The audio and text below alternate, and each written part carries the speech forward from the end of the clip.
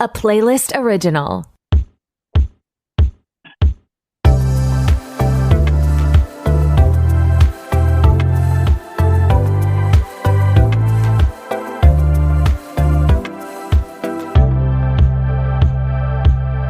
Hey, what's up? It's your host, Tori, and who is ready to be petty? Welcome back to another episode of RTBP. I'm so glad you're here, and I'm back with a very special guest. Holden Smith from TikTok is here. Holden, how are you? I'm great. How are you? I'm great. I'm so glad that you're here talking with me. It's so nice to have new folks on the podcast, so thanks for being here. Yeah, of course. Thank you so much for having me. Can you tell the listeners a little bit about what you cover on TikTok and maybe why you started, a pop culture TikTok page? Yeah, of course. So, I started posting TikToks in 2020 during lockdown. I feel like a lot of people did. Yeah, like you and everyone else, Yeah. but it's great that you're still doing it. It was one of those things where obviously I was bored, but it started more of just like making videos that weren't like directly referencing like stuff that was happening in pop culture like at that moment. It was more of like past stuff. I've always loved like reality TV and music and following celebrities and stuff. And then I guess just like over the years, it's kind of just morphed into just covering what's happening because I'm keeping up with it anyway on my own. So once I found out that people really were interested in like knowing what was happening with like all of these people like in that moment, I was like, oh, like I can make videos about this and like have it turn into, I guess, like a small community of people who are genuinely interested in hearing about these things. And it's just something I've always been interested in. So I'm glad that I can kind of share that with everyone who wants to watch. Yeah. So is that what really initially drew you to it? Is that you're already watching these things, but you want people to talk about it with? Yeah, kind of. I was once I found like some of the videos about pop culture were doing well. I remember in 2020, like some of my first pop culture videos that went really viral were about like Gabby Hanna and like Trisha Paytas and like that kind of era. And then it like looking at the comments and like seeing people like actually have discussions about these things, I was like, oh, like people are genuinely interested in stuff like this. So that's when I realized I'm gonna consume this content anyway, whether it's on Twitter or Instagram or watching a show and reacting to it. And people are reacting to it online, so I might as well like post my thoughts there and just kind of open it to other people and hear what they have to say. Nice. That's very cool. What it draws you to pop culture? You say you obviously like celebrities, music, Mhm. TV. We're going to talk about what is it that you're so interested about these things? I don't know. I kind of think of it maybe as like an escape from like reality, not in like a sad Yeah. way, like in something that I'm like, oh, like I can kind of indulge in like watching a reality TV show and it like it's so not anything that I experience in my day to day that I'm like, it's just like a separate world. And like same thing with kind of like celebrities and like knowing what's going on and like I guess like the drama and the gossip. I'm like, this is just so far removed from my own life that it's just like it feels like a movie that I'm just keeping up with in real time. And that's kind of, I guess, what's always drawn me to it. Like, and I've also like always loved music and felt connected to certain artists. So following them has always been something that I've done. And then as I've gotten older, it's just kind of expanded into television, musicians, actors, and just kind of the general zeitgeist of pop culture and I guess culture in general. Yeah. Yeah, it's so interesting to me the type of people that can watch a TV show and then just turn it off where it's like if I watch a TV show, then I have to look at everyone's Wikipedia pages Mhm. and go down the rabbit hole of their whole lives, and it's so weird to me that you could listen to a song or whatever and not care where the person's from, Yep. what they believe in, who they've dated, and just yeah, all of that stuff. So I don't know. It seems like a much simpler life if we were like that. Yep. Okay, so today we are going to talk about Travis Kelce and Taylor Swift. They I wouldn't say hard launched their relationship because obviously she's been at the football games, but we finally got some PDA out in New York City. So we're going to talk about that. we're going to talk about Emma Chamberlain and Role Models breakup, and then some Britney Spears updates. And then Holden's going to nominate a Pettyweight Champion of the Week and share his This Week in Petty. So, Taylor Swift and Travis Kelce were seen in New York this past week. And, like, I was actually at the Eras tour with my phone off when all these pictures were leaked. So when I went home and then, like, immediately turned my phone back on, I was like, oh my God, this is, like, the best news that I possibly could have had. What did you think? Well, I just think like the way that they're feeding us content, I mean, Taylor's the type of person that like she is only kind of putting out into the world what she wants out there, because we've seen in her past relationship with Joe that she didn't want to be seen, so she wasn't. And so Yeah. when I look at all of this stuff, I'm like, she wants the world to know what's happening right now between her and Travis. And I think that's just so iconic. Like, she can control the narrative of the media because she's so powerful. Yeah, that's so true. I still am so on the fence of like why there's such a juxtaposition of like her relationship with Joe, which we have like a total of 6 pictures, and then this new relationship with Travis Kelce. And I know everyone's saying like, oh, it's because it's for like the PR move, but like to me it does seem like that they're dating. So it's such a interesting difference between their relationships.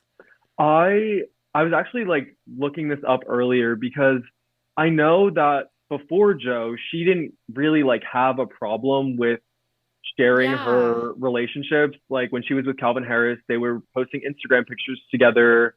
Um, Harry Styles, like all of those other people in her past, like she was posting with, or like not afraid, at least not afraid to be seen with them out in public.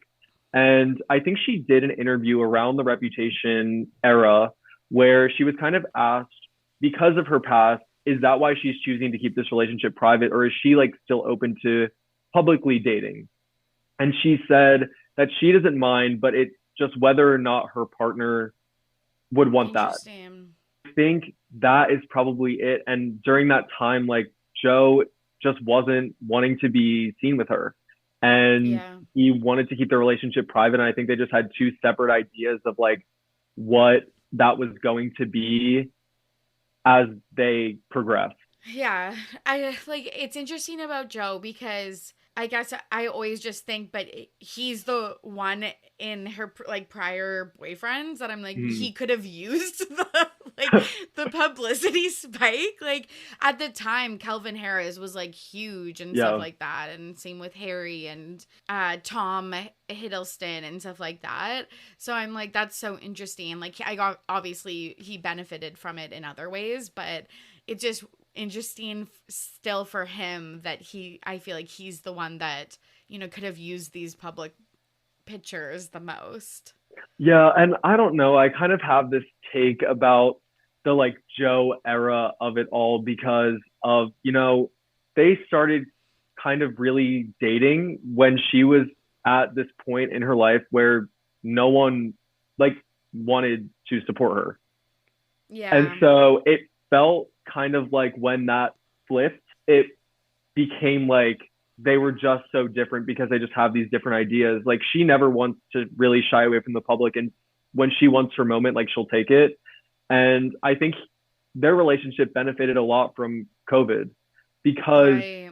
she wasn't able to be in the public eye. And like her public perception had already shifted back, I would say after Reputation tour, but like she couldn't really capitalize on any of that because then COVID happened and they were in lockdown and she couldn't really tour or do any music for years. And then when she became on top of the world, she obviously wanted to seize it. And I think that is probably what ended their relationship because she was like, listen, I'm going to do this and I'm about to be the most famous person on like in the world.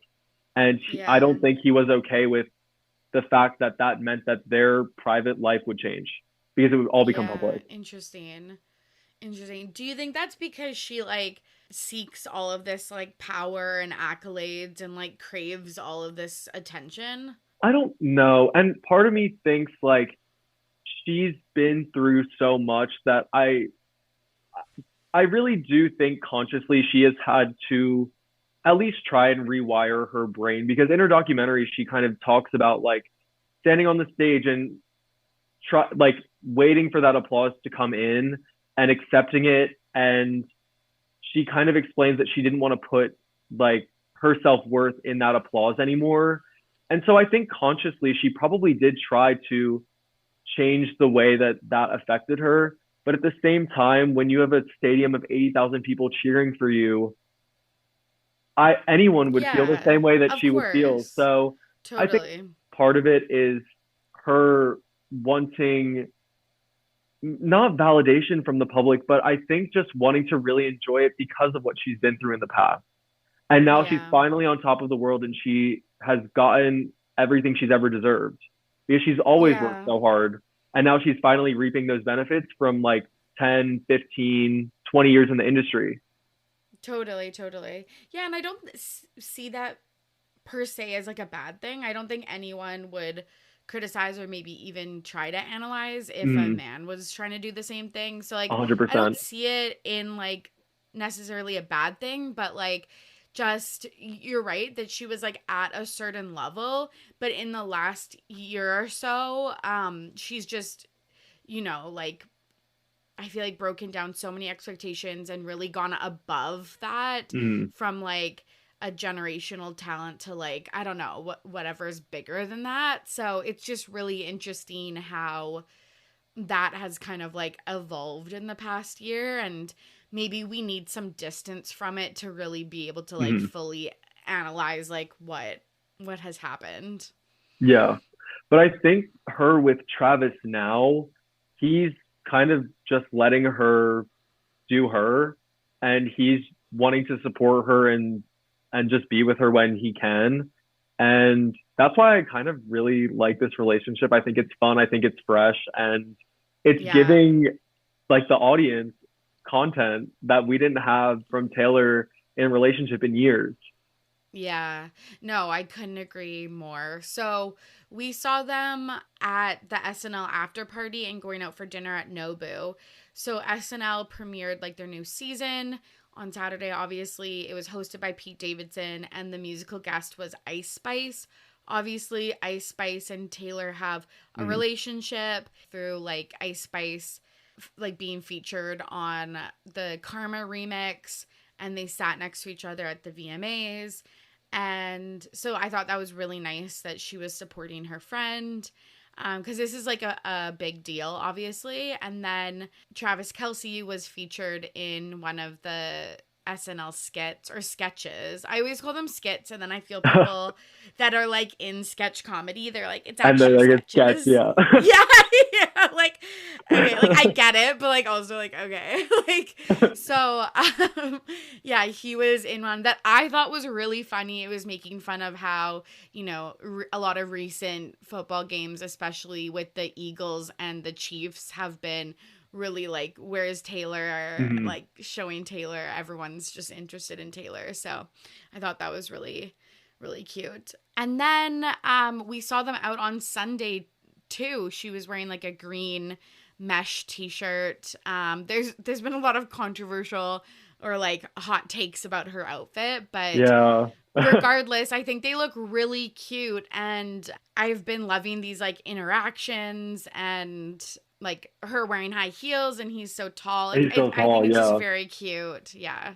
Prior to this weekend, she was seen at another football game, and she was sitting next to Donna Kelsey, which is Travis's mom, Brittany Mahomes, which is Austin Mahomes, another one of Travis's teammates' wives. And then, like, I feel like this is getting so creepy. He obviously lives in Kansas City or has a home in Kansas City. Mhm. And like TMZ and shit were reporting, like, oh, her car's there. And like, I saw pictures of him in the green tracksuit leaving Her her apartment, apartment. And yeah. yeah, and everyone's like, oh my God, they're like having a sleepover. And I'm like, yeah, they're like a couple. Like, I don't know what to say. That's Yeah. what I don't get. Like, When people are like, wow, like he's staying over there, what else would you expect them to be doing as two grown adults that are in a relationship? Yeah, it's getting like creepy. I feel like that aspect, like analyzing like what time. Like I saw this, I don't know if it was a TikTok or a tweet or something, but it was like Travis Kelsey leaving Taylor's apartment at 11 a.m. And then people in the comments are like, he has no bags. So like he's definitely not leaving. He's definitely like gonna be returning later. I'm like, this is like too much for me. I can't do this. Yeah. Do you have anything else you want to say about Travis and Taylor? I don't know. I just really like this relationship. However, I don't know what's going to happen next year because she goes on tour literally for the entirety of 2024. Yeah. And so right Yeah. now it's easy for her to, I mean, she has multiple places in New York.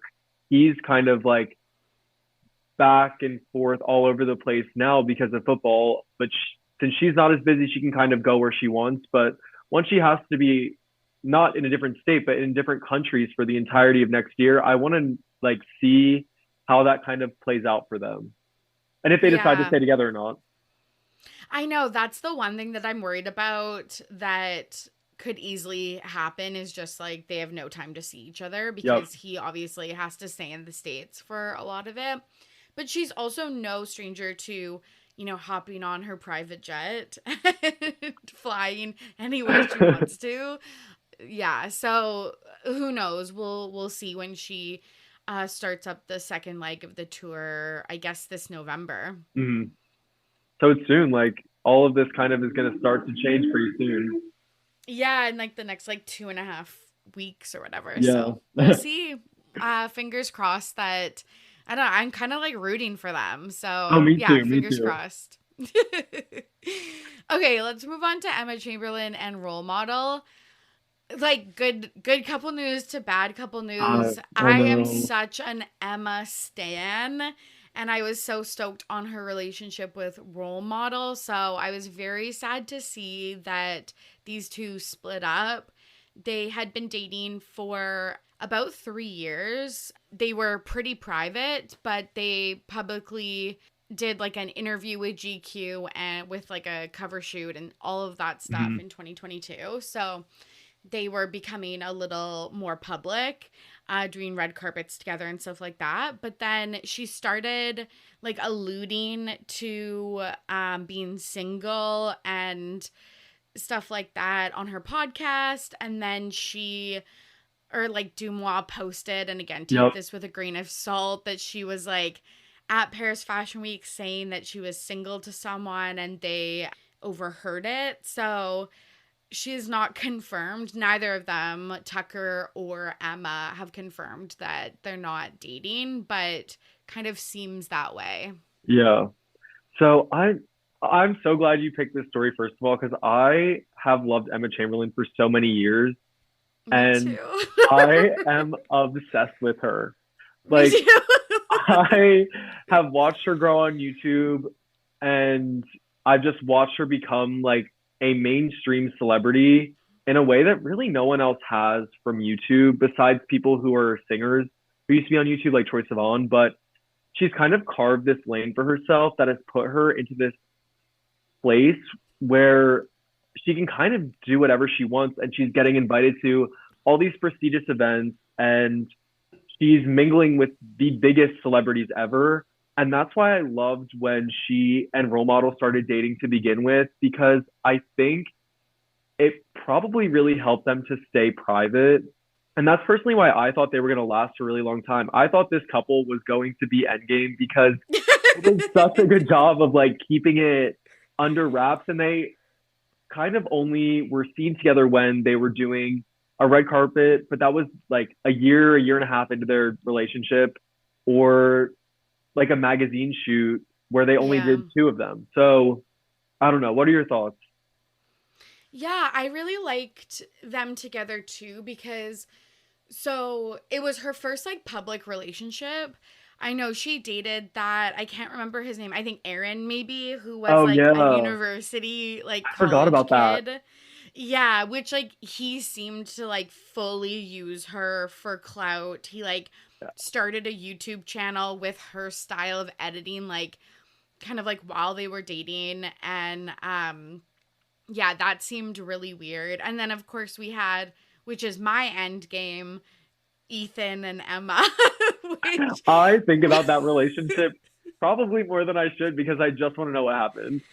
is same. Oh my God. It is really truly one of my Roman empires. Oh, Like, 100%. yeah, like, okay, also I'm 31.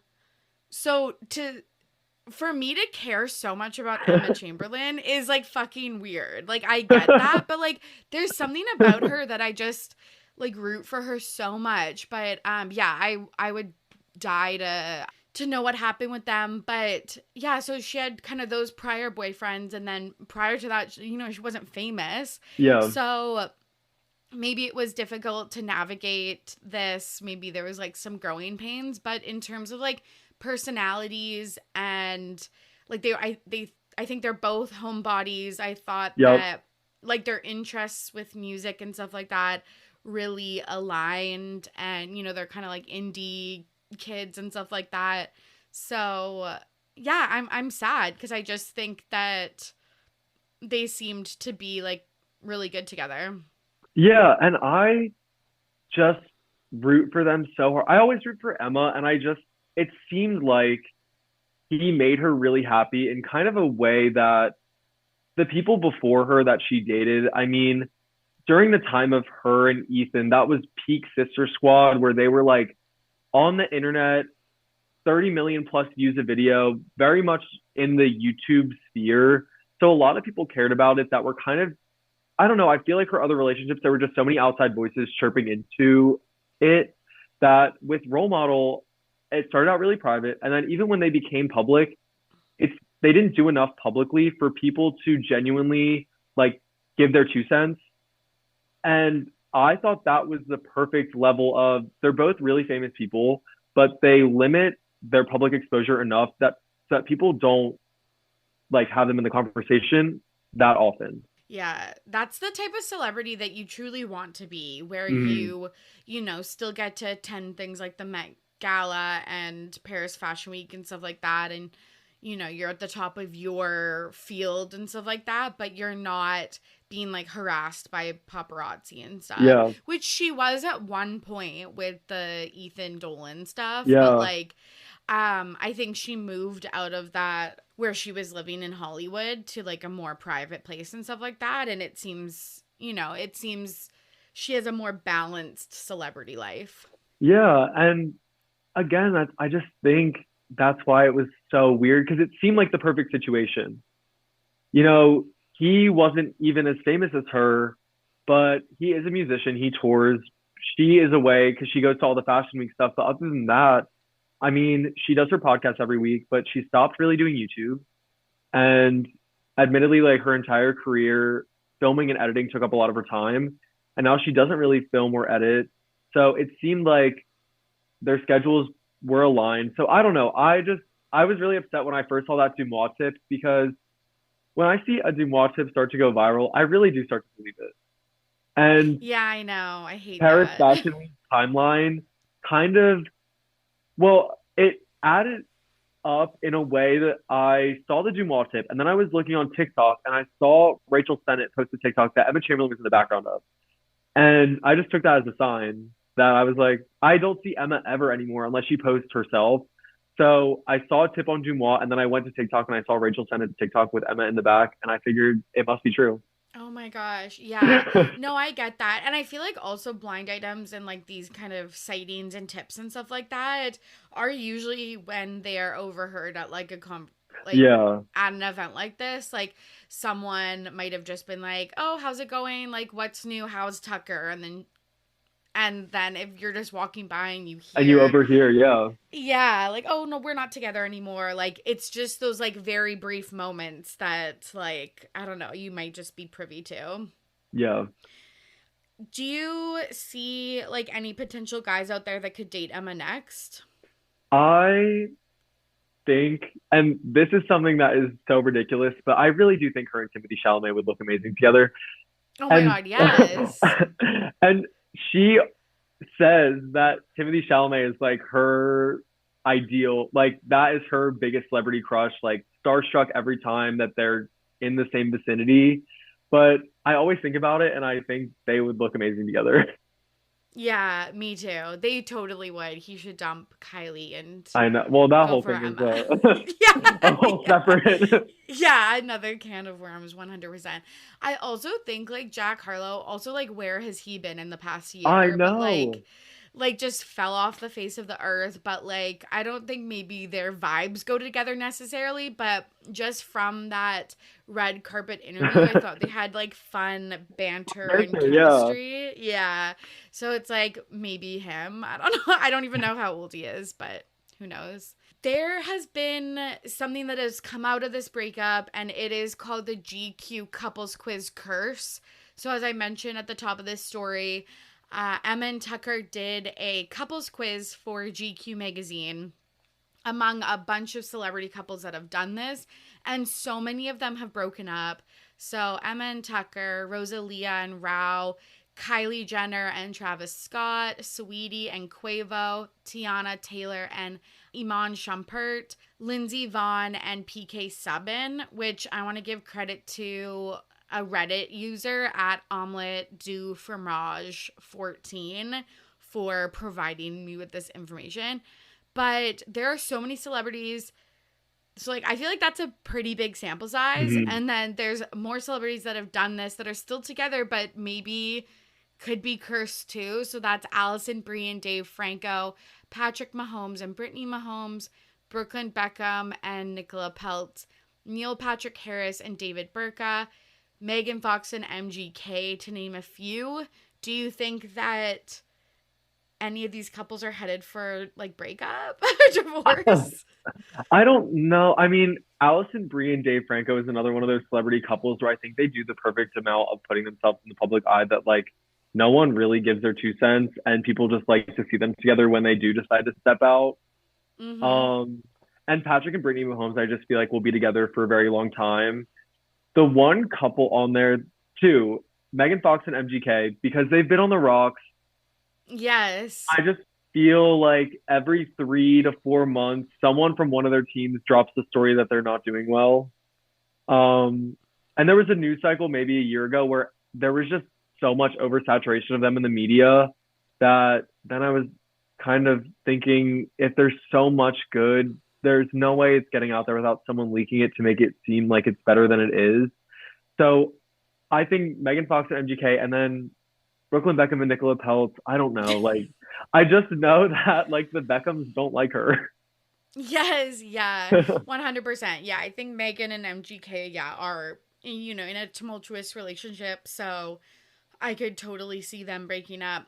Brooklyn, I feel like, and Nicola should break up just because, like, I feel like their relationship really gives first relationship, which makes sense because of their age.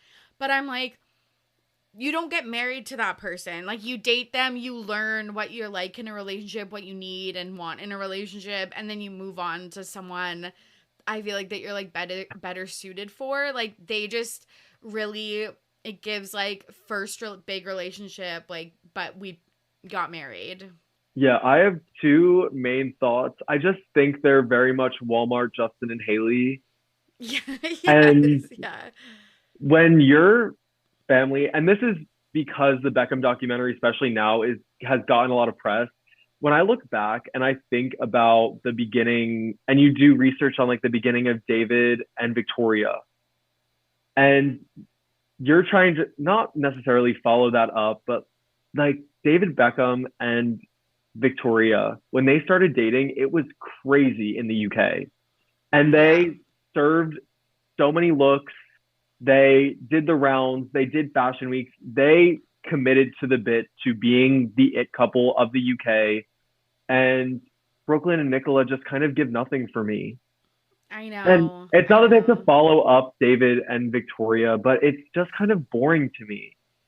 Yeah, I know. I couldn't agree more. Like, and I feel like the thing that separates them from someone like Emma Chamberlain or even like Posh and Bex, like I feel like they try so hard. Where Emma and David and Victoria, they just have this effortlessly Yes. like cool, I don't know, they have something unique about them for sure that makes them like special, and that comes through in their like work or whatever their looks are on the red carpet and stuff like that. Whereas I feel like Brooklyn and Nicola are so try hard, and it doesn't come off natural to them, so it No. doesn't work. Yeah. And then Patrick and Britney, I don't know. I feel like with the Travis Kelce thing, I've heard so much about them, but they also seem like a relationship that like is gonna go the distance. So Yeah, I posted a video the other day about Britney and Taylor's friendship.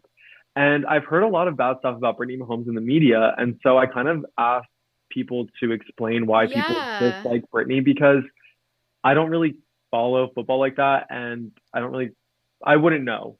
And yeah, the reasoning was kind of just like she had sprayed a bottle of champagne in like the freezing cold temperatures in Kansas City on a bunch of fans from the box.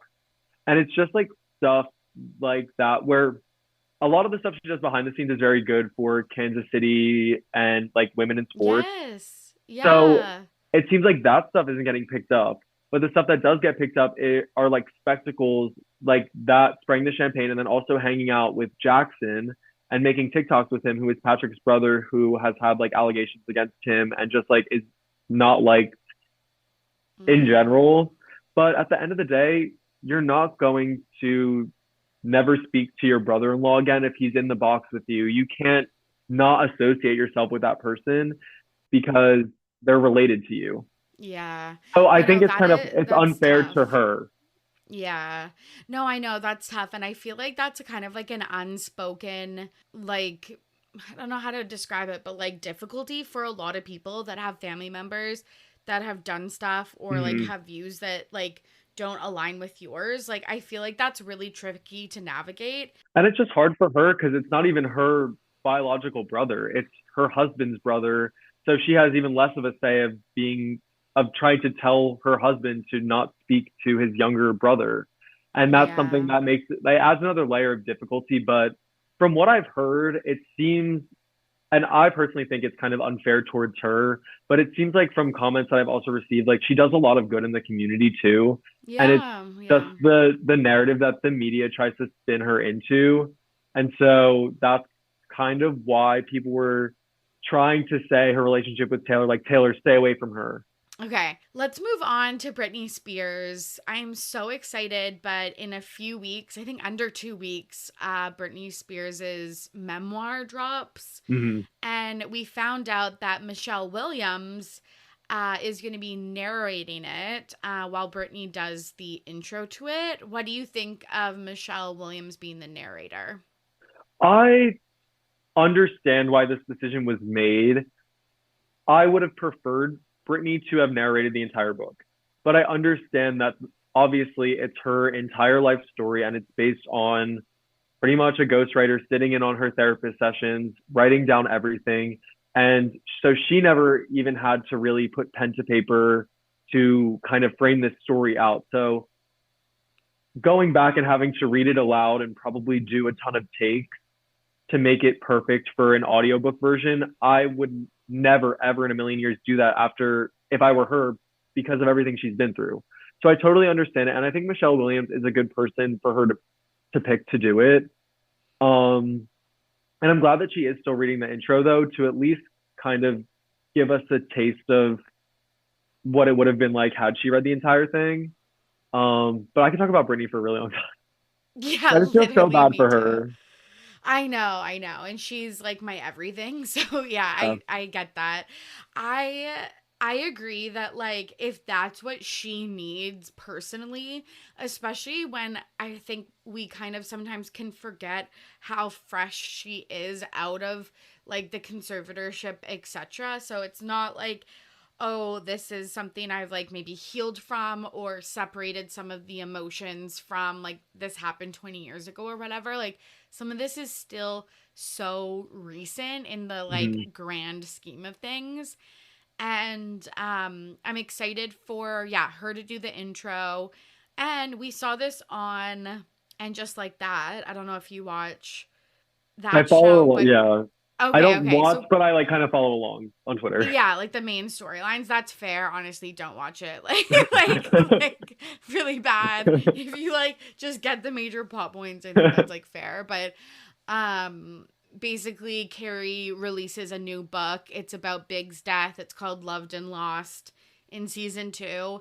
And chapter 6 or something like that is she's reading and recording the audio book version, and chapter 6 is the episode about, or the chapter about Big. She can't do it. She keeps messing up. We see kind of how it's recorded, and the producer's like, again, like, no, you messed up this, you forgot this. It actually seems pretty complicated. Hmm. And so and then Carrie ends up like hiring someone else to read that chapter. I believe that's how it ended up. So I was like, oh, this taking a page out of the And Just Like That writer's room. But yeah, it makes total sense that someone else would read it for her. Yeah, and I'm excited to kind of see what comes out of this entire, I guess, saga that's about to happen with her book release, because I know she said no to pretty much doing any interview with all of the major public outlets.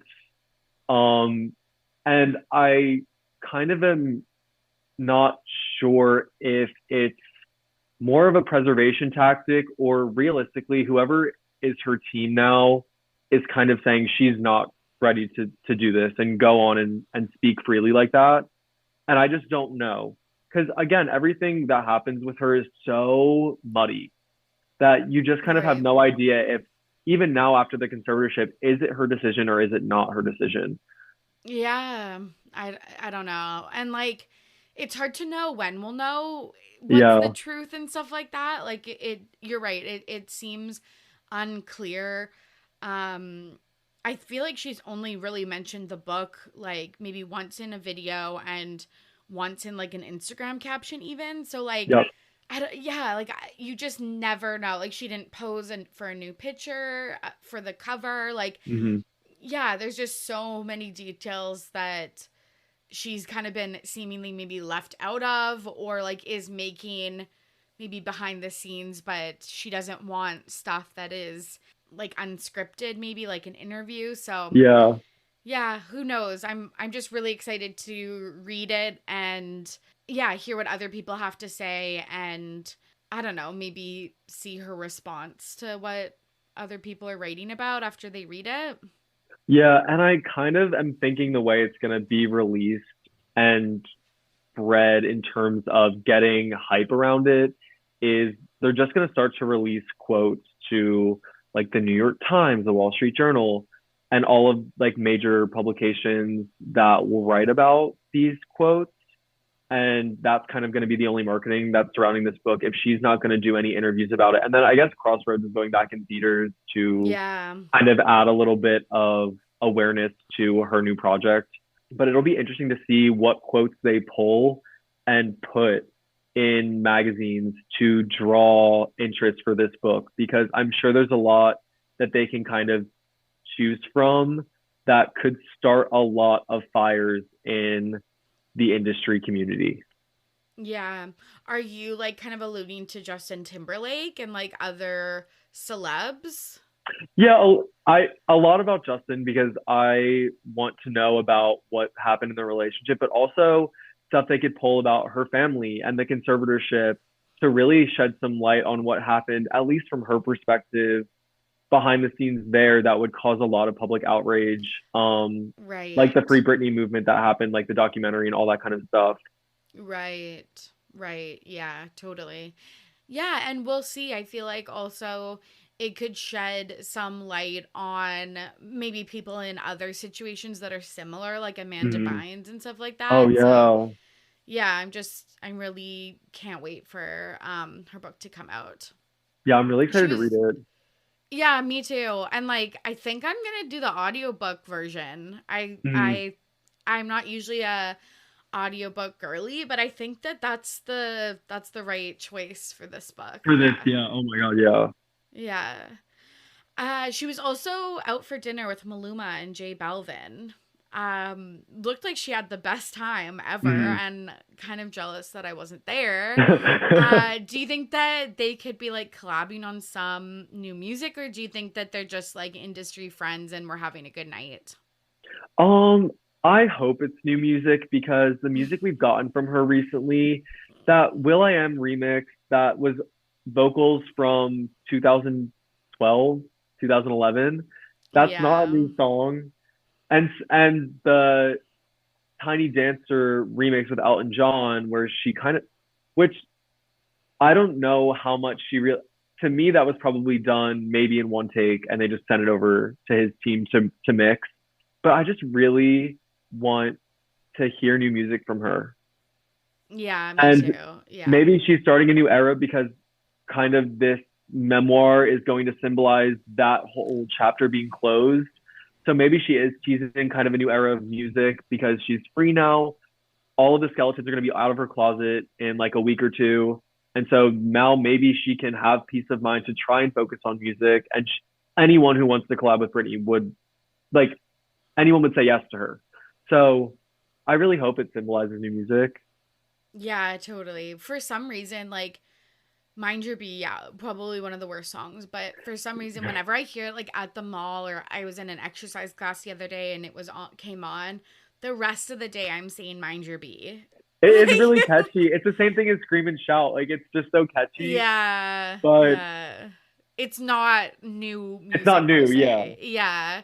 And then another, and just like that tie-in, but Tiny Dancer opened season 2 Oh, really? with like, yeah, sweeping shots of New York and stuff. So maybe maybe, maybe there's some tie-in with Britney and the AGLT cast. Yeah, I would love new music. I love when she plays the piano.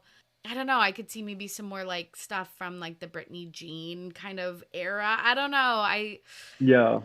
Yeah, I whatever she wants to do, I'm, happy to follow suit, but yeah, would Mm. obviously love new music. I just want new content from her. And I feel like now that she has no like shackles, she can sing the type of music she's always wanted to sing before she Totally. was kind of put into this box of you're gonna be a pop star and you're gonna perform and you're gonna lip sync. Like, she has an Yes, amazing yeah. voice and she can really Totally. sing. Yeah, totally, 100%. Yeah, I know that there was a album that she was really working on. I think it was before Blackout, called, I think, Paper Dolls or something like that, that she was really like heavily like creating, singing, producing, like all of Hmm. that, but never saw the light of day. So, yeah, I would love, I don't know, her to revisit some of that stuff, or I don't Yeah. know, just anything truly. Now that she has creative control, hopefully, um, I would like to see her kind of venture into doing the music that she never got to do because of the box that she was put in. So hopefully Yeah. it's new music. Yeah, totally, totally. Okay, let's move on to Pettyweight Champion of the Week. This is the part of the show where our guest is going to nominate a Pettyweight Champion of the Week, someone in the media who did something petty and it was iconic. Holden, who are you nominating this week? I am nominating Jessel Taank from the reboot of The Real Housewives of New York. She is my queen because I have watched this season and I went in with an open mind, even though I was a fan of the original Real Housewives of New York. And it just seemed like the cast to me wasn't gelling and giving in a way that I really wanted. It seemed fresh and fun in the beginning, and then it kind of faded out and became one note. But two of the cast members seemed like they were ganging up on Jessel kind of on purpose because they assumed that she was going to be the member of the cast that was going to be hated most by the audience. So it seemed like they tactically tried to gang up on Jessel to kind of continue that audience narrative that they thought was going to happen of Jessel being this kind of like stuck up brat, but she cleared them all. She gave what true Real Housewives reality TV is supposed to be. And the season finale just aired, and she is now on the cover of Rolling Stone, which is amazing. And to me, that is the ultimate version of petty. You fighting back on TV, but then getting the last laugh with a Rolling Stone article saying that you were the queen of the season. I know. No, I could not agree more. And the pictures are Yeah, stunning. she looks amazing. She looks so good. I should like look up the photographer and like whoever did creative direction, but like the lighting, the outfits, the set, it's really beautiful. It's so well done and I completely agree. I think it would have been very easy for Jenna Lyons to come out as winner of this season Yeah. because obviously her star status and stuff like that. Hmm. But I feel like she's been a little cagey. Like I was watching a clip of her before we started this recording of her on Watch What Happens Live, and Andy was asking if she was engaged to her girlfriend, and she kept being like, we're very happy, or like, I'm very happy right now. And she's like, well, you're wearing a ring. You showed off a ring. And yeah, Yeah. she bought me this ring that I really wanted. So does that mean you're engaged? No, I'm very happy, like, or like, I'm very happy or whatever. And I think people were just kind of like, can you just say like yes or Just say, no? yeah.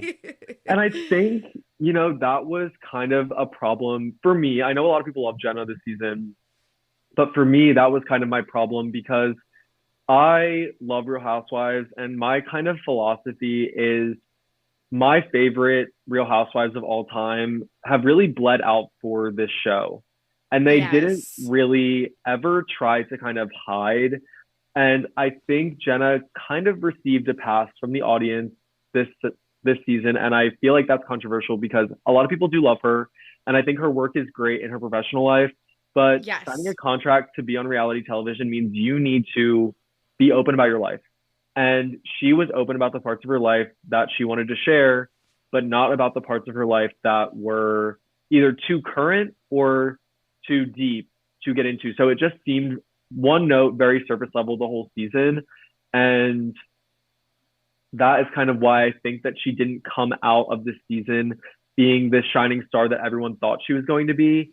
And that was just after watching the season finale for me. And then after watching Watch What Happens Live, it just seemed like she really doesn't want to be on reality TV at all. Yeah. Yeah. Which is fair. It's like then 100, don't. yeah. Like Yeah, then like don't do just it. yeah. Yeah. No, go ahead. Go ahead. Well, I was just gonna say, like, there was the clip where Andy was like, well, what was your like least favorite moment from the season? Oh And she yeah. responded and just said all of it. And he was like, "What?" And she's like, "No, just kidding." And like, Yeah. like, and then she was like, "No, really, the whole show." She was like, Like, no, actually it was really hard for me. And I get it, and yeah, I know reality TV is tough, especially for someone who is so well, like, she just has such a good community in the fashion world. She's very well known. She has a full career. And I think that's where it starts to get dicey because you want to stay true to your career, but then you don't want to be diminished to just being a reality TV star. mm-hmm. However, I just kind of think it would get her a new audience. It's not like her professional career is going to go away after being on reality TV. And so I don't know. I just didn't love her on Watch What Happens Live. And she was on with Julia Fox, who is one of my favorite people of all time, who has such a big personality, who is so open about everything. So I think also like the juxtaposition between those two. Also, I was just like, Yes. you're really not going to say anything. Yeah, yeah, 100%. And I know that also, like, people probably can't imagine what reality TV truly is until you're in those shoes. And you might have the best intentions to be open, but then you're like, oh, this is actually much harder than I thought, or whatever. But I don't think she had any intention Mm-mm. ever of, yeah, being open, which I think is a little bit unfair. I think there's a difference between kind of having that intention and kind of because when you have that intention to be open and honest, I think sometimes the game just gets too quick for you to really backtrack and clam up. Because if you go into a season of filming reality TV and you're like, I'm going to give it my all and be really open and honest, there's a point where someone's going to catch you in something where it just starts to snowball. And then even if you start to pull back, like it's not going to work. That's why I Yeah. think Jenna really went in closed off and she strategically opened up in like episodes where she kind of like had to, because the other women were like, you're not being open with us. Please give us something. But when she wasn't being begged by the other cast members to open up, she wasn't trying to be open about her life. Totally. Yeah. And just to loop back to Jessel, I think like a lot of people, like I feel like I've seen this on Summer House and Big Brother and stuff like that, but as soon as the contestants try to, or contestants or cast members or whatever, try to produce themselves and like you were saying about Jessel, like make something happen when they think the audience is inclined to feel a certain way, I feel like that is just like a nail in the coffin. I've just seen it go so poorly so many times that like if you ever think that that is an option for you, like you just shouldn't. Yeah, and that's why it's hard, because I think that kind of defeats the purpose, because you don't need to overproduce yourself to try and win a season. And that's why I don't understand it, because these women are coming into Real Housewives 20 years after it started. And there's a textbook to go back and do your homework. And if you really want to be a quote unquote good housewife, there's so much material for you to learn from. And like they talk about it time and time again, like you can be a villain in a show and people will like you, but you need to be a villain in a way that isn't super targeted. You can stir things up behind the scenes. You can kind of come at people when you want to, but then when you start directing your attacks at the same person over and over again, it is just a losing strategy. And you see it in every franchise, in every season. Yes, yeah. So that's why I don't understand why Sai specifically just wouldn't let up on Jessel, because I think that's kind of when you know it's going to flip. And that was even before, like Jessel was making iconic comments throughout the season. But what made people like her even more, and the reason she won the season, is because they tried to make her the biggest villain and they failed, because she wasn't really doing anything wrong. And that's what the audience saw. Yeah, 100%. I think another franchise that often tries to do this is Selling Sunset. Yes. And it just comes off as so transparent about what they're trying to do. So, yeah, I think the best advice, also like what you said before about like, how can you watch 20, or like, how can you have 20 years of material to watch and still fuck it up? Like that kills me as a reality TV fan. Like it just kills me. But yeah, I think Selling Sunset does that too, and I think it's just very obvious and oftentimes like backfires. So yeah, if anybody who's listening is going on reality TV anytime soon, like just be yourself, and like I feel like don't try to like force storylines and stuff. Yeah, and that is kind of the biggest thing, where the people who do the best coming onto reality TV are the people that are authentic and honest, and they are able to kind of push storylines without being either like too abrasive or just too overproduced. 100%. Yeah, couldn't agree more. Like that's where the magic happens with casts like, you know, Jersey Shore and stuff like that. Like, oh my God, 100%.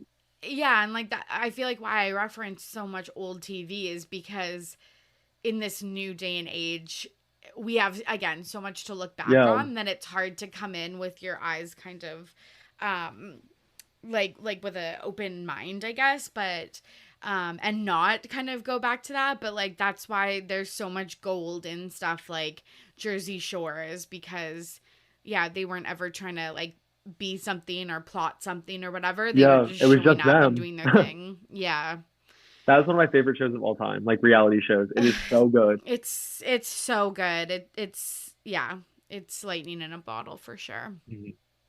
Okay, finally, it's time for This Week in Petty, where our guest is going to share a story about something that happened in their real life that they are petty about. What are you petty about this week? So I want to preface this by saying this is controversial, but I don't mean it to be a bad thing.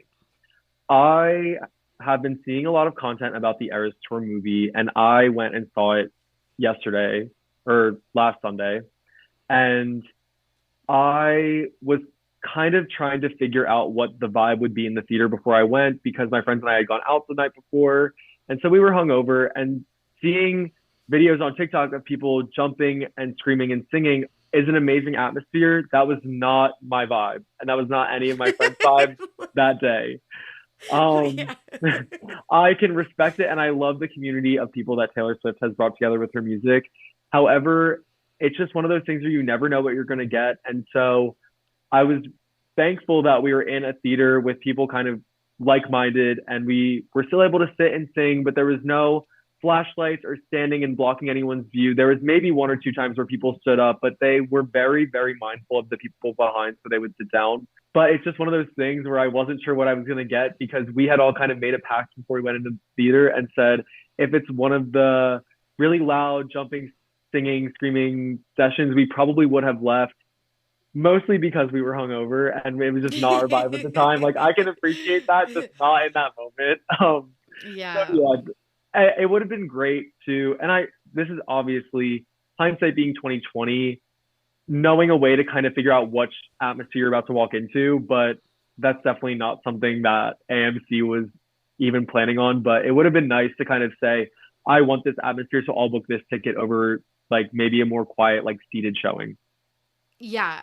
I completely agree, which I do think is kind of like a controversial take because I'm of the like mind that it's like if you love something and you're excited about something, like I want to see that. Mm-hmm. I feel like the things that we like get ridiculed so much for like being a fangirl or being a Swiftie or like all Mm-hmm. of that stuff. So I'm like, okay, like the calls coming from inside the house, like, why would you ridicule people that are doing like Yeah. things that you do?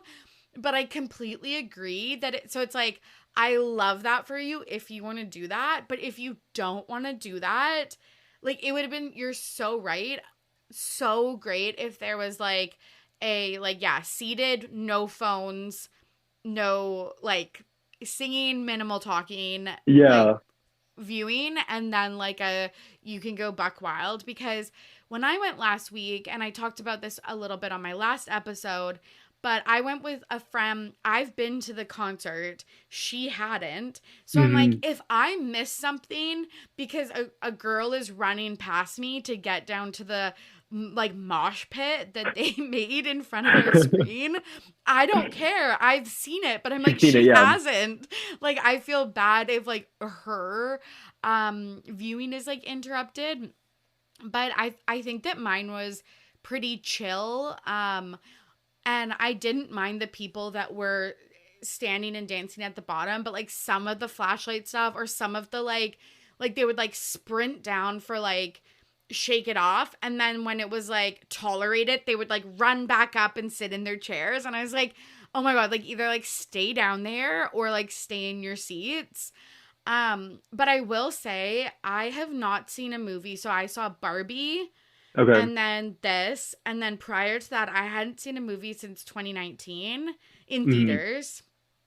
And as a person that like gets actual anxiety about not being able to look at my phone, not being able to talk or like move or make noise or like anything like that, which I know like I'll work on that. Like I know it's not like that's not a good thing to have, but like as a person that like really has anxiety like for putting your phone on like D&D and stuff like that, man, it felt so good to like be able to be like whisper to my friend or like check my phone every once in a while. Like, Yeah.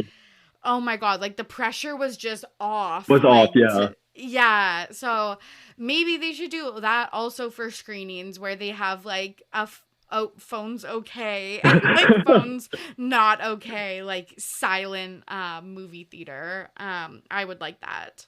But yeah, it's one of those things where it just depends on what you want out of your experience. Because relating to what you said earlier, I had been to the concert and then one of my other friends had been, and then two of our friends that we went with hadn't been. So again, it was one of those similar things where they hadn't experienced it and we had. So I wouldn't have cared if people were kind of like running back and forth, or I definitely would have cared about flashlights being on, because I just think having flashlights on in a movie theater like isn't like respectful to the Like, other it's people. insane. Unless, unless it's your entire theater is like obsessed with it and loving it, that's different. But I just feel strongly about not having flashlights on in a movie screening. And it was hard because we didn't know what we were walking into. And it wouldn't have mattered as much if like I wanted to leave or my friend wanted to leave, but the two people who hadn't, we all paid tickets. We all paid money to get tickets to see this concert, and two of them hadn't seen it at all. And it was a great experience for them to watch. So I think it would have definitely impacted them more had it been a different environment and we had to leave. Yeah, 100%. And Kirsten, my friend, and I don't think I mentioned this before, but we were sitting next to like an older couple. Okay. And the man was like sitting next to Kirsten, and we were like leaving the theater, and she was like, that man like wanted to die. Like she was like, he clearly didn't get the memo, like didn't watch the TikToks about like everybody going crazy, because like she's like, him and his wife like just looked like they hated every minute of that. So I was like, I feel so bad. And then I was like, oh yeah, that like makes sense, because it's like I just assumed that everyone had seen everything. Had seen like, everything. Yes, on TikTok Yeah. and stuff. And it's like, no, that's not the case. Like, most of the people that were there were either like too young for TikTok, like 10 and under. Yeah. Or like a lot of them were like, I saw a lot of like older couples going. So like maybe like 50s plus. So Okay, like, so I don't know. Yeah. Like so bad, but yeah, oh my gosh. But then yeah, on the flip side, I'm like, but some of it is like so earnest and cute and like wholesome. So I just like, I don't know, I can't, I'm sitting on the fence for this one. But I completely agree. We like debriefed this on the car ride home for like 20 minutes of like the pros and cons for it being like this wild. I wanted to ask you though, because obviously we live in different countries even, but did you get an announcement before your viewing that said like you're allowed to move and stuff like that? No, did you? Yes. Okay. Oh, That's so weird. interesting. Yeah. One of the workers from the movie theater was like, hey, before we like press play on the movie, just a heads up, you can use your cell phones to take videos of yourself, take pictures of yourself. You can move around, you can like dance and sing. This is different from normal movies, but like just be safe and don't record the actual movie, and like don't impede on other people's like experience. That's so weird that they sent it, because we didn't get any kind of announcement or anything. And Yeah. it was clear that everyone in that theater, was seeing Taylor Swift. Everyone was dressed up. There were a million different showings at the AMC that I went to. And honestly, they could have brought everyone into the auditorium area and just said, this is the vibe for this. I just kind of assumed, similar to you, that everyone had seen the videos and it was just going to be a hit or miss depending on what number theater we were in at that time. Yeah, totally. I think I've been debating this, but because it ends up being like $30 a ticket. Yeah. But I'm like, I kind of want to see it one more time, but go to like a Wednesday like early show and just hope that no one's there and just watch it by myself. That would be everything. And I do want to ask you this, because we talked about it for maybe 15, 20 minutes after we finished watching the movie, but my friends who hadn't seen it asked how similar it was to my personal viewing experience when I went and saw it in person. And my biggest thing was I had sat on the floor, so I didn't get to see the graphics on the stage. Me too. Yeah. So that was kind of the coolest thing, I guess, that I got from the movie, because I have seen all the clips from every angle on TikTok. But But to see the whole show with those screens and kind of what it looks like throughout the entire show was really cool for me to experience. So how was your experience different in the concert versus seeing the movie? Yeah, mine was similar. We were by the band on the left side if you're looking at the back of the stage. And Okay. so we didn't get to see basically any of the front screen. And when she was in the folklore house, we could only see off of like our screen and like kind of the side view And of the her side, yeah. body.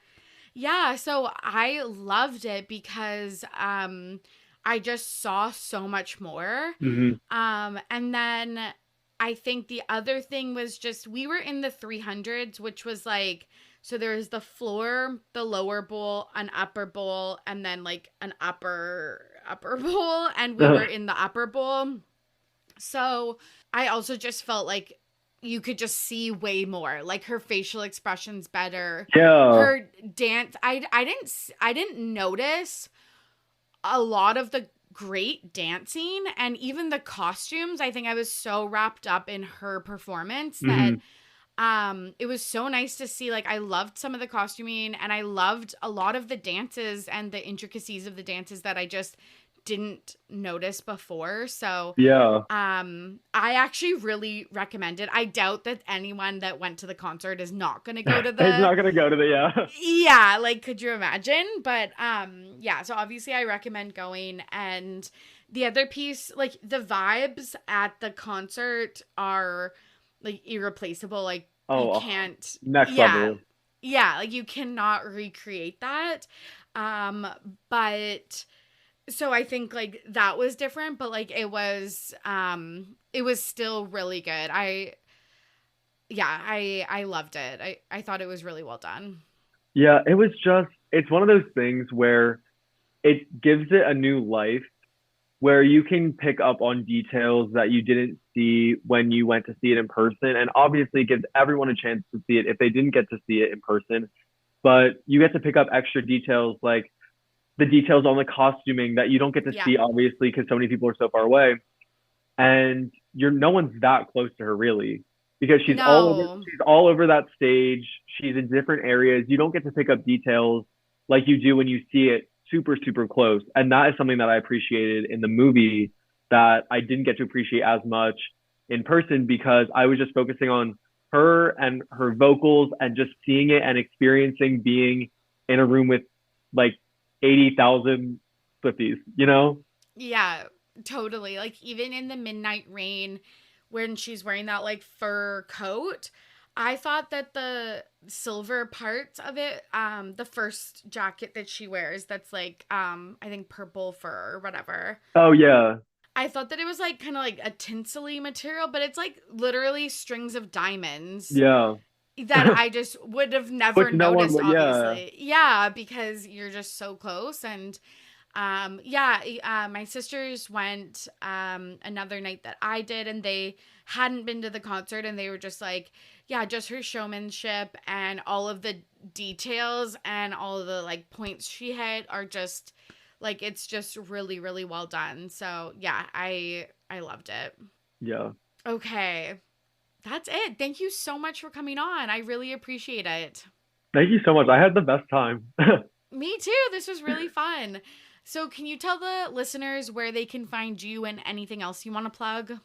Yeah, so my TikTok is HoldenSmith962 and I just post about pop culture. So if you're interested in hearing about what celebrities are doing, what the new news is, I post about like 5 to 10 videos a day. So you'll never be bored. And my Instagram is at underscore Holden Smith if you want to follow me there. Awesome. Thank you so much for coming on. Thank you so much for having me. And there you have it. Thank you so much for listening. And thank you to Holden for joining me on today's episode. This is your weekly reminder that it is RTBP's 5th year anniversary coming up on Halloween. And every year I put together a clip show of funny moments, guests, bits, stories from the past year. So Halloween 2022 to present day.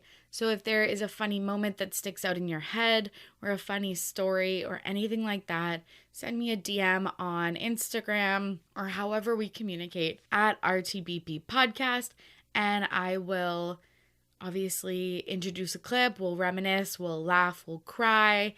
And it's just a really feel-good episode of celebrating all of the fun chit-chats we've had at RTBP over the last year. And over on Patreon, I would like to shout out our 2 patrons this week, Diana and Heather S.